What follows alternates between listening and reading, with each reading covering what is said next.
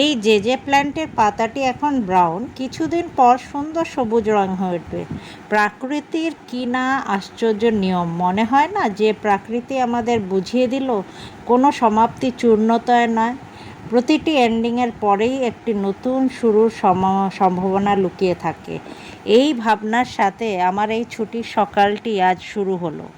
জানলার বাইরে গাছ ও প্রাকৃতিক সৌন্দর্য দেখতে দেখতে সকালের ব্রেকফাস্টটা সেরে ফেললাম।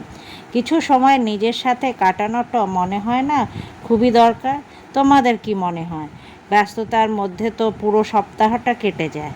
আজ কোনো তাড়া নেই, তাই আবদার নিজের কাছে, আজ মেয়োনিজ একটু বেশি করেই ব্রেডে দিয়ে কিছু শসা, টমেটো, ক্যাপসিকাম দিয়ে মেজাজে সকালের ব্রেকফাস্টটা সেরে নিলাম। চারপাশের কোলাহল থামিয়ে নিজের মনের কথাই শুনলাম আজ।